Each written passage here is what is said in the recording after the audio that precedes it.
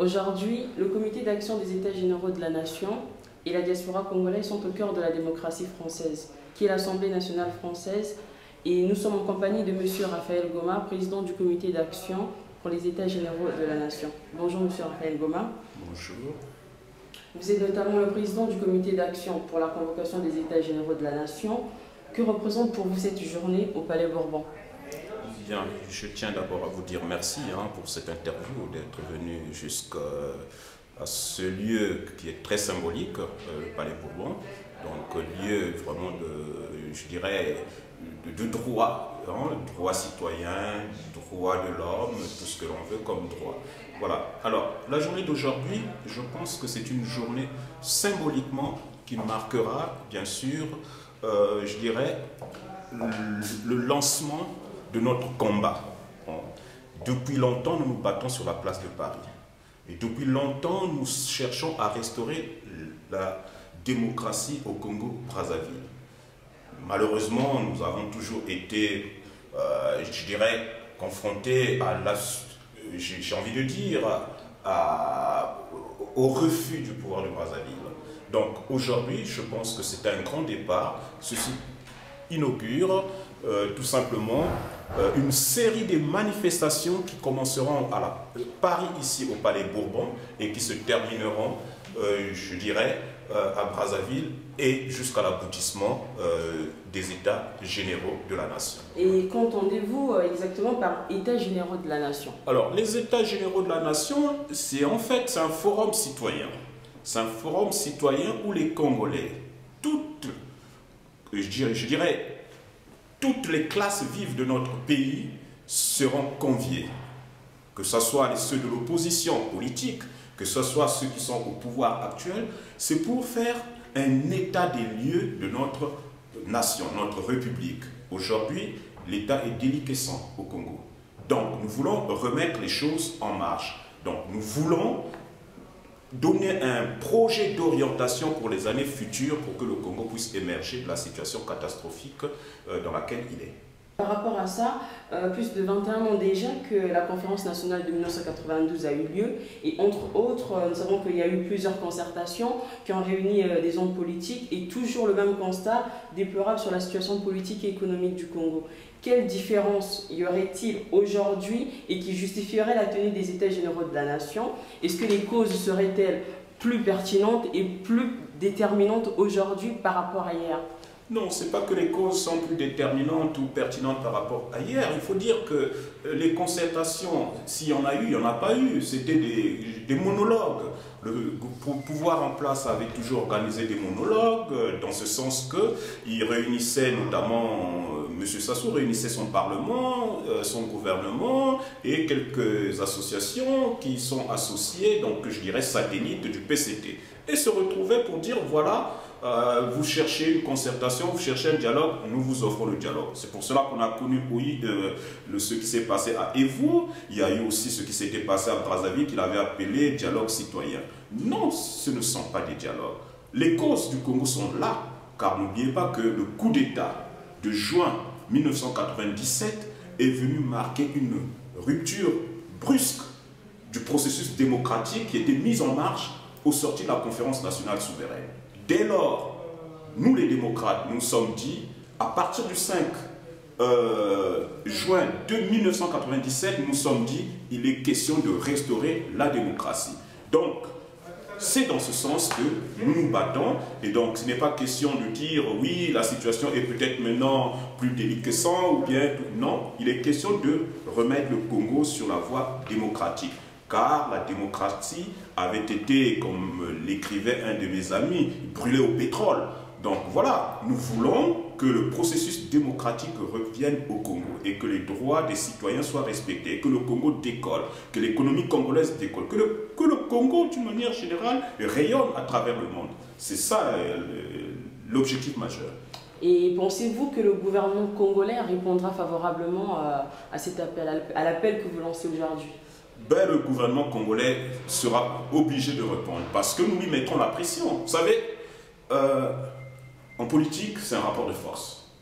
Je peux vous prendre l'exemple de la Centrafrique. Bozizé ne voulait pas dialoguer avec ses opposants. Aujourd'hui, qu'est-ce qui est arrivé? Bozizé est allé à Libreville en disant même je n'ai pas de préalable, je n'ai pas de conditions, je vais à Libreville. Et il est parti à Libreville. Je crois que M. Sassou Nguesso, si franchement il tient à ce qu'il y ait la paix dans notre pays, comme il a toujours dit d'ailleurs, sans pour autant l'appliquer, ce que nous lui souhaitons et nous lui demandons, c'est de convoquer les États généraux de la nation. Et je suis persuadé que cette année, l'année 2013, comme je l'ai déjà dit sur d'autres chaînes, sera l'année des États généraux de la nation pour le Congo-Brazzaville. Et juste une dernière question, et sans être pessimiste, est-ce qu'il existerait des alternatives prévues pour réagir à une éventuelle opposition du gouvernement? Avez-vous prévu d'autres moyens pour faire céder le gouvernement? Les moyens sont là. Nous allons y aller crescendo. Mais nous disons bien, notre arme, c'est la politique. Nous n'avons pas d'autre arme en dehors de l'arme de dissuasion, c'est-à-dire parler, dialoguer. Nous, c'est le dialogue. Pour ceux qui nous attendent à travers un combat armé, nous ne sommes pas là. Nous sommes des pacifistes, nous voulons la paix. Et nous avons des armes pour vraiment faire que ce gouvernement-là accepte le dialogue et accepte les États généraux tels que nous les concevons. Ce n'est pas tel que le gouvernement le conçoit. Parce que n'oubliez pas qu'en ce moment, il a lancé comme ça, une boutade comme quoi, bon, que les hommes politiques viennent, qu'on s'asseye, qu'on essaie de regarder. Non! C'est pas ça, c'est pas ce que nous voulons. Nous voulons des véritables états généraux de la nation où toutes les forces vives de la nation seront là. Voilà, partons des confessions religieuses, des mouvements, des syndicats, de jeunesse, que sais-je encore, les partis politiques, voilà. Donc il faut que tout le monde s'asseye sur la même table et ensemble, au cours de ce forum citoyen, vraiment donner une orientation pour le Congo de demain. Et pour terminer justement sur ce que vous venez de dire, quel est votre sentiment, votre vision personnelle du Congo de demain? Vous savez, cette question, c'est pas la première fois qu'on me la pose. Ma vision personnelle sur le Congo de demain, je l'ai déjà dit. Le Congo de demain, c'est le Congo qui rayonne à travers le monde. Le Congo de demain, c'est celui qui donne une bonne éducation à ses enfants. Bon, il n'y a qu'à voir dans quel état se trouve l'éducation au pays. Le Congo de demain, c'est le Congo où le citoyen congolais peut se soigner tranquille, sans difficulté. Donc, mon Congo à moi, c'est celui-là, où la jeunesse peut peut aller travailler, où tout le monde peut vaquer en toute quiétude à ses occupations. C'est ça, le Congo de demain. Merci. Merci beaucoup, M. Raphaël Goma, d'avoir répondu à nos questions. Je vous en prie, merci beaucoup. Bonjour, Monsieur le ministre Joseph Ouabary. Vous êtes ancien garde des Sceaux, ministre de la Justice et aujourd'hui membre du comité d'action pour la convocation des États généraux de la Nation. Que représente pour vous cette journée au Palais Bourbon? C'est une grande journée, c'est une journée de combat pour les diasporas congolaises qui se battent aux côtés des amis de l'opposition qui sont à Brazzaville pour la convocation des États généraux de la Nation à Brazzaville. Et qu'entendez-vous par États généraux de la Nation? Par États généraux de la Nation, nous appelons le président de la République à convoquer un grand dialogue, un grand rassemblement de toutes les forces vives de la nation pour qu'il soit débattu des questions dont souffre le Congo aujourd'hui. D'accord. Juste une dernière question. Plus de 21 ans déjà que la conférence nationale du 92 a eu lieu et entre autres il y a eu plusieurs concertations qui ont réuni des hommes politiques et il y a toujours ce même constat déplorable sur la situation politique et économique du Congo. Quelle différence y a-t-il aujourd'hui et qui justifie la tenue des États généraux de la nation? Est-ce que les causes seraient-elles plus déterminantes, plus pertinentes qu'hier? Les causes sont les mêmes, mais elles se sont aggravées. La situation économique du pays s'est aggravée depuis 1991 et jusque-là, il n'y a pas de grande solution, il n'y a pas de grand remède au problème de souffrance. C'est pour cela que nous disons que la nation se parle à elle-même, majorité gouvernement, majorité parlementaire, opposition, force de la nation, et qu'ensemble nous trouvions des remèdes appropriés pour guérir ce pays qui est malade. C'est ça l'intérêt de la convocation des États généraux. Et pensez-vous que le gouvernement congolais répondra favorablement à cet appel? Bon, j'ai envie de croire que le gouvernement congolais répondra favorablement à la convocation des États généraux parce que le pays se meurt. Il a intérêt à convoquer ces États généraux pour que le pays s'en sorte. Sinon c'est la catastrophe. Ils n'ont pas intérêt à rester là, voir le pays dépérir et puis avoir des salaires inutiles. Il faut que le pays tire la compensation des salaires qu'il touche en trouvant des solutions au problème de la nation. Face par exemple à un refus, c'est pas pour être pessimiste, mais est-ce qu'il existerait des alternatives prévues pour réagir éventuellement à une opposition du gouvernement? Nous nous battrons. La diaspora, l'opposition intérieure, nous nous battrons pour que les États généraux soient couverts. Mais avez-vous prévu des moyens alternatifs pour parer à... Il n'y a pas une autre solution, c'est convoquer ce grand rassemblement de Congolais pour qu'ensemble ils parlent. Il y a trop de solutions à la situation du Congo. L'alternative c'est celle-là, il n'y a pas une autre. Ce n'est pas les élections dans les conditions actuelles, ce n'est pas un changement du gouvernement dans les conditions actuelles, ce n'est pas un changement de président pour le changer. C'est parler, faire un diagnostic précis, trouver des solutions à la crise que traverse le Congo. Merci beaucoup M. Ouabary d'avoir répondu à nos questions. Bonjour Monsieur Ivra Nango. Oui, bonjour. Vous êtes donc le coordinateur du collectif Sauvons le Congo et membre du comité d'action des États généraux de la Nation. Oui. Votre comité d'action ainsi que toute la diaspora congolaise ont voulu marquer cette journée au Palais Bourbon, un endroit qui représente les valeurs de la République française et qui prend la démocratie tant réclamée au Congo. Est-ce bien votre objectif? Oui, effectivement, aujourd'hui, c'est la journée d'appel du comité d'action pour la convocation de la diaspora pour la convocation des États généraux au Congo-Brazzaville. Ici, nous sommes réunis ce jour à la salle Colbert, à l'Assemblée nationale française, pour appeler au gouvernement de Brazzaville de convoquer les États généraux parce que c'est une nécessité pour le peuple congolais.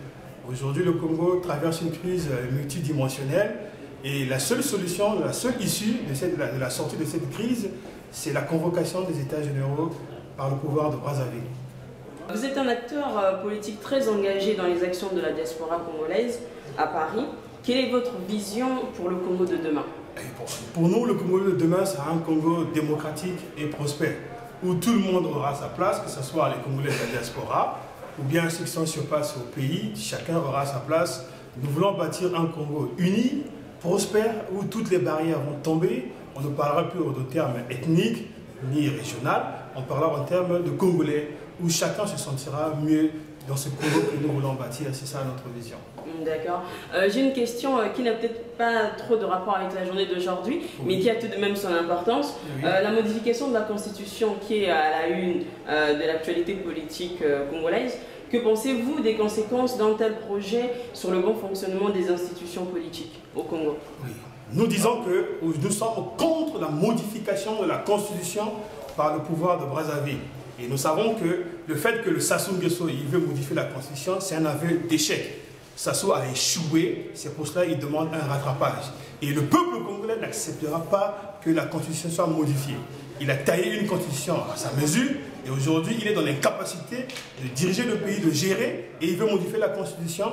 Et nous disons que même l'opposition sur place au pays n'ira pas aux élections locales et n'acceptera pas cette mascarade. Et nous demandons à la population congolaise de se lever, de dire non à la modification de la Constitution. C'est hors de question. Il n'y aura pas de modification de la Constitution.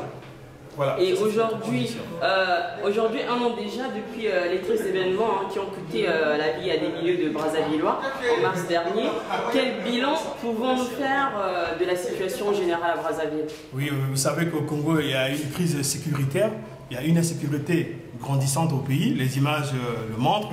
Il y a eu le 4 mars et jusqu'à aujourd'hui, les vrais coupables ne sont jamais entendus. Le président de la République, est-ce qu'il est le président des armées? Il n'y en a pas entendu. Et le secrétaire général de la commission de sécurité, on n'a pas entendu non plus. Et les simples innocents, les pauvres innocents, sont aujourd'hui en prison et emprisonnés tout bêtement. Donc voilà, nous disons que la situation du 4 mars, nous voulons, le peuple congolais demande de voir clair à la situation du 4 mars, que les vrais coupables soient traduits en justice, pas les pauvres innocents qu'on a arrêtés, les gens jusqu'à aujourd'hui sans jugement. Et nous dénonçons cela. Monsieur Nango, un dernier mot sur les nominations des nouveaux généraux de l'armée. Êtes-vous satisfait? Non, nous ne sommes pas satisfaits parce que nous pensons que l'armée congolaise ne doit pas avoir tant de généraux aujourd'hui. Une cinquantaine de généraux qui ne servent à rien. Une armée inopérationnelle, une armée tribale, ethnique, clanisée. Nous, on n'en veut pas. Nous, on veut une armée professionnelle, une armée de métier, une armée qui œuvre pour l'intégrité territoriale, une armée qui respecte, qui veille sur la constitution du pays et sur les institutions du pays. C'est cette armée que nous voulons bâtir demain, c'est cette armée que nous voulons voir demain. Ce n'est pas l'armée que nous présente aujourd'hui Denis Sassou Nguesso, une armée qui ne sert à rien, qui est au service de son pouvoir. Et le peuple congolais le dénonce avec vigueur. Voilà notre position par rapport à ça. Merci beaucoup, M. Nango, d'avoir répondu à nos questions. C'est à moi de vous remercier.